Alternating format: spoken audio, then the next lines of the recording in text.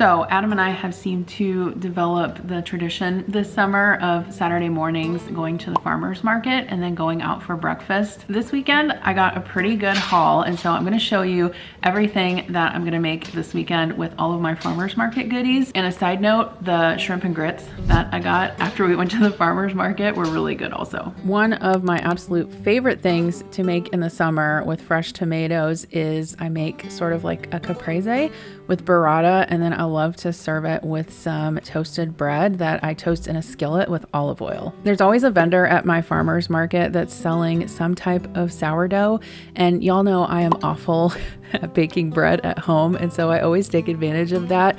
And this week she had this hot honey pepperoni sourdough, which turned out to be delicious. And so I went ahead and toasted that up in a skillet with some olive oil. I took a bowl of burrata and just put that into a shallow bowl, added some olive oil, some salt and pepper, and then these are the little grape or cherry tomatoes that I picked up at the market as well. I had a mixture of red and yellow. I do find that sometimes the yellow ones are a little bit sweeter and less acidic than the red ones. And then my basil pot on my front porch has really been bursting with basil lately. So I've really been enjoying adding that to my recipes, chopping up some of that and adding that to the top of the bowl. I like to season it really well with salt and pepper. I did decide to drizzle this with a little bit of balsamic vinegar. I don't always do that, but it does add a nice flavor. You can also add some green onions to this or some crushed red pepper flake. That's really good also. I also find that toasting the bread in olive oil in a skillet really gives it a nice texture rather than using the toaster. So I definitely recommend that. And then you can basically just eat your burrata or your mozzarella pearls or sliced mozzarella with that basil and olive oil, spread it on the bread. It is a perfect summer appetizer or lunch. This is actually a dinner that I made with some of the fresh tomatoes and cucumbers that I got. The chicken recipe is a chicken shawarma that I got out of one of my cookbooks, which I can link down below. And then I also had some whole milk yogurt in the refrigerator, and so I decided to make Labneh. And if you've never had it before, it's like a soft, creamy cheese, and it's made from strained yogurt. The texture of it is really similar to like cream cheese or goat cheese, but I did pick up this yogurt strainer from Amazon. This is totally not necessary. You can also use like a wire strainer or a mesh strainer and put it over a bowl with some cheesecloth in the refrigerator. But the good thing about this particular tool is that it has a spring in it, and so it presses down the yogurt and strains it a little bit faster. I just went ahead and added some salt to that plain yogurt, stirred that up, and then when I put the lid on, you'll see that there is a spring that compresses the yogurt down, and as soon as I put it on, you can see the liquid kind of start draining out of the yogurt. While this has the texture or the consistency of cream cheese, it's obviously a lot tangier because of that yogurt flavor, but this is really good spread on warm pita bread. You can also flavor it with lots of things, olive oil, seasonings, use it in a lot of different ways. And this is what it looked like after 24 hours of sitting in the fridge, pressing that liquid out. Since I'm starting the yogurt the day before, I'm also going to go ahead and marinate my chicken the day before as well. So I've got some crushed red pepper flake, just a touch of cinnamon, some cumin, and some paprika. I also have some lemon juice and some olive oil, and then a bunch of minced garlic. So I'm just going to mix everything together in this big measuring cup, and then I will use that to marinate the chicken with. So just whisking this up until that olive oil is combined into the lemon juice and all of those spices get mixed together. I would say if I made this recipe again, I would probably double the marinade because I didn't think it was quite enough for the amount of chicken that I had, but the flavors were still really good. Poured it over the chicken and then just mixed everything together really well so every piece of chicken was coated. Put the lid on that, and then this is good to go in the fridge for up to 24 hours. You probably want to marinate it for at least an hour if you have the time. Once I was ready to cook, I just took that chicken out of the fridge, and I'm just kind of searing it in one of my stainless steel pans with a little bit of neutral oil in the bottom of the skillet. These cook pretty quickly because they're like the chicken tenderloins and not like the full breasts of chicken. But once they were done, I put them in a dish just to keep warm, tented with some foil, and then transferred them to a cutting board and chopped everything up and put them back in that dish to stay warm. So if you've been watching my videos, you know that I have been on a GLP-1 now for a while.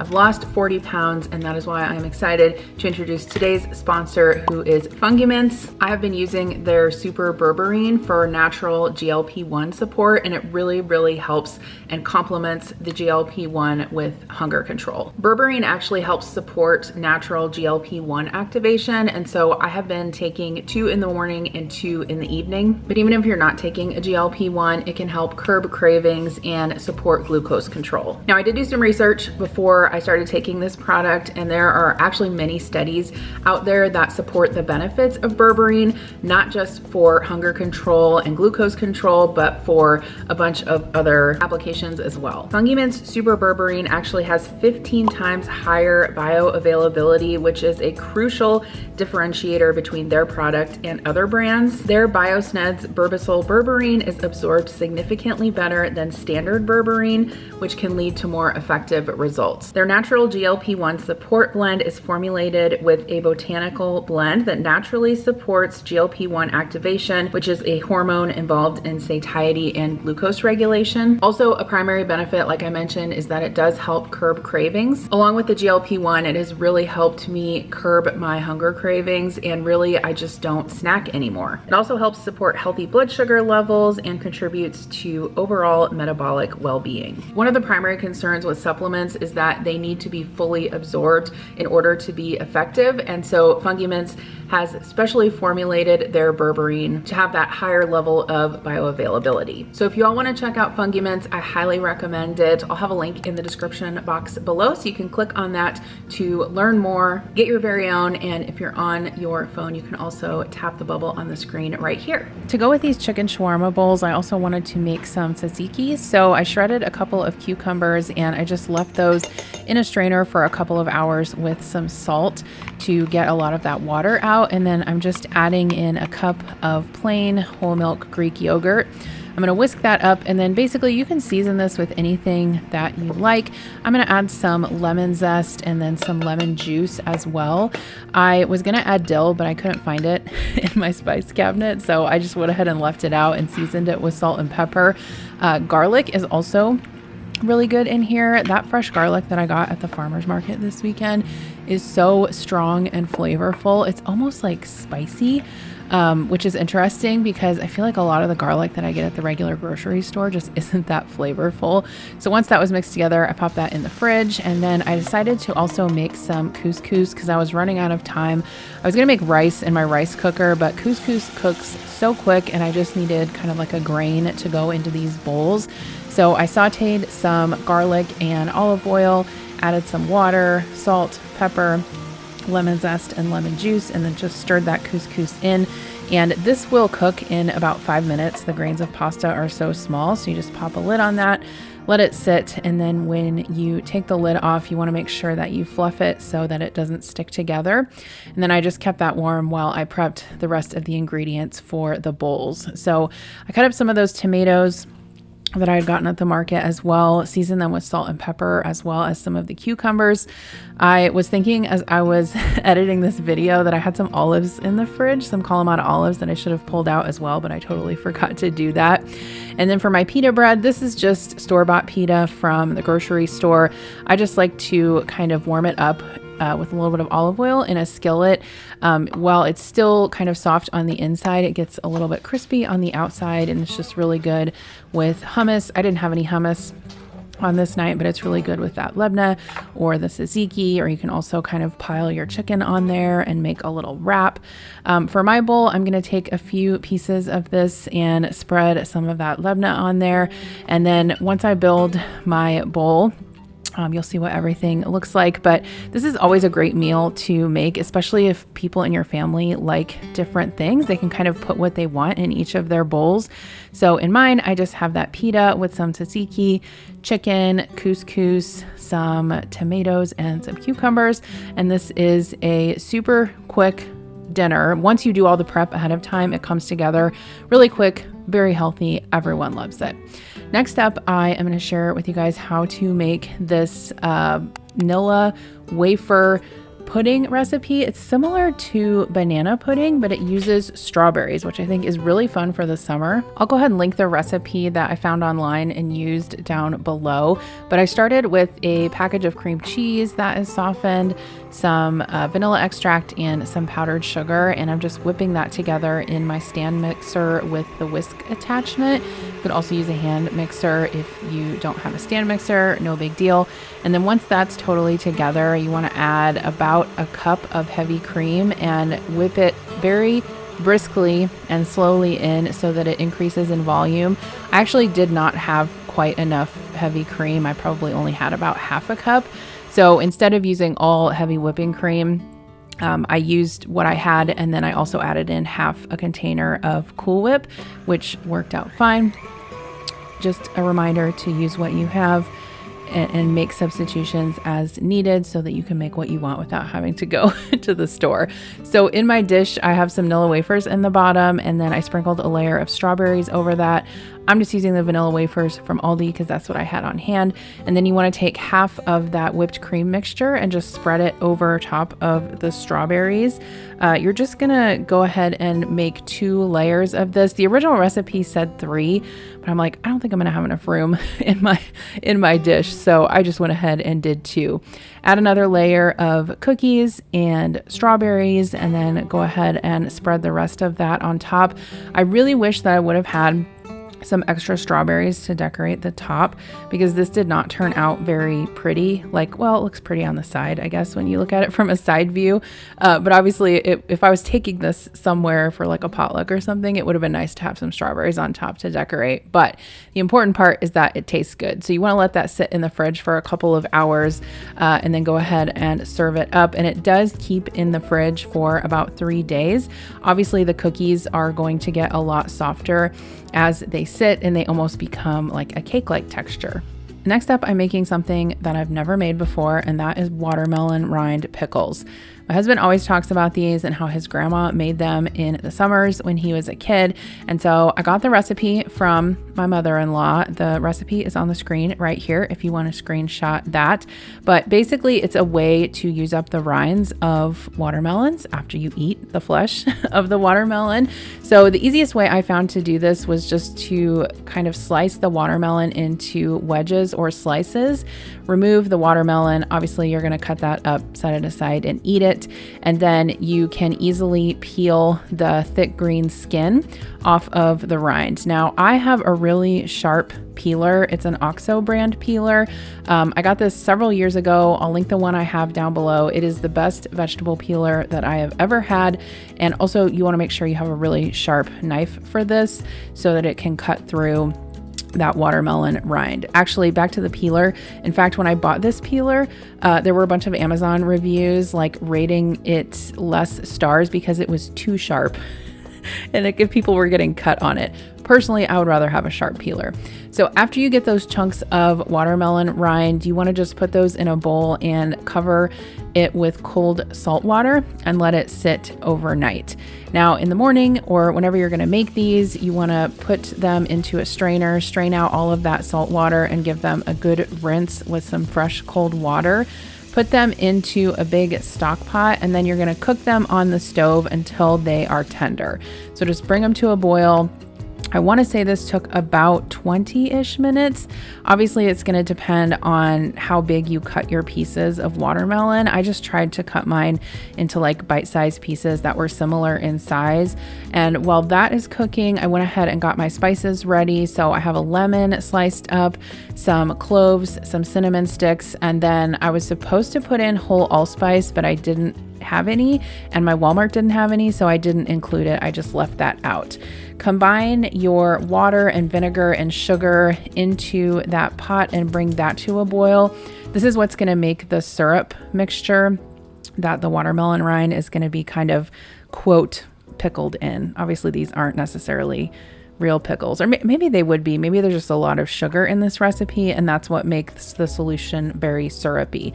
So I went ahead and put that cheesecloth bundle in there, covered it up brought it to a boil, and then once it's boiling, you can go ahead and add in that par cooked watermelon rind. Now at this point, you're gonna go ahead and boil this until the watermelon rind becomes almost translucent for about 15 minutes, and then you can pack these into hot jars. I would love to know in the comments below, have you had watermelon rind pickles? Have you ever made them before? Is it something that you had in your childhood? I was actually never familiar with these until I started dating my husband, and then I remember his grandma always having them when we went over there for like a holiday dinner before they passed away. But anyway, it's kind of hard to explain. They're like soft and syrupy, and they have that kind of warm, spicy flavor from the allspice and the cinnamon and the clove.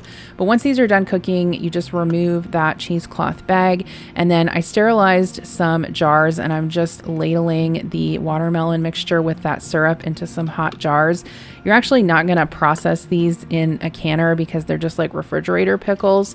So once you get those packed up, you can just put the lids on, and then these have to sit in the fridge for 2 weeks before you eat them. So I'll have to update y'all when we try them. We haven't tried them yet, obviously, but hopefully they're good. And like I said, let me know if you have any tips down below. So next up, this was kind of a quick dinner that I made on Saturday night because I didn't know what to make and I was kind of worn out. And so I decided just to make this Shawarma salad recipe from this cookbook that I have. I'll link it down below. It has a lot of good Mediterranean recipes in it. So I'm just slicing up, quartering actually some of those cherry tomatoes that I got from the market as well, and then some cucumber. So for this particular cucumber, since it's a conventional cucumber, I'm going to go ahead and peel it because the skin is pretty thick. But if you're using like smaller Persian or English cucumbers, you can leave the skin on. I'm also scraping the seeds out so that the salad doesn't become super watery. And then I'm just cutting these into small chunks.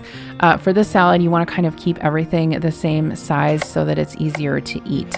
I also cut up a half of a red onion, and I'm going to use that for this salad as well. Super simple. This salad just has olive oil and lemon juice in it. Next time I make it, I might add some feta. I feel like that would be really good in this as well. I took some of that fresh garlic that I was telling you guys about earlier. That's so good. Crushed some of that up, put it into the salad. So there we've got our tomatoes, cucumbers, onions, garlic. Just going to give that a stir. And then this recipe calls for both fresh mint and dried mint. I did not have any dried mint on hand, so I just used the fresh mint that I had from my herb pot on my porch. Chop that up, and then I'm going to go ahead and squeeze out some lemon juice to add into this. You also add salt and pepper. I'm going to add my lemon juice and my olive oil. I've been really loving this olive oil that I got from a brand called Costa Rica. I've been ordering it online, and it's kind of expensive. So I've mostly been using it for salads and things like that because it's a little expensive to cook with. So while the salad was kind of marinating in the fridge, I went ahead and fried up some pork tenderloins. So I've shared these before on my channel. These are just tenderloin fritters. I can get them at my Walmart here where I live, but you may not have the exact same thing available where you live. These are so good, and sometimes you just crave a tenderloin, and these are super quick to fry up. Everyone in my family loves them. They come 5 to a package, so it's perfect for family. Once they come out of the hot oil, I just sprinkle them with salt. That is something important you want to do after you take anything out of the fry oil, is season it with salt while it's still hot. Dished up some of that salad on the side, and this was our super simple dinner on this evening. Nice fresh vegetable salad. I always like my tenderloin with ketchup and mustard and pickle. Adam likes onions on his, but obviously you can dress it up however you'd like. So thank you so much for joining me for today's video while I cooked from my farmer's market haul for this weekend. Thank you so much for watching, and I'll see you in the next video. Bye.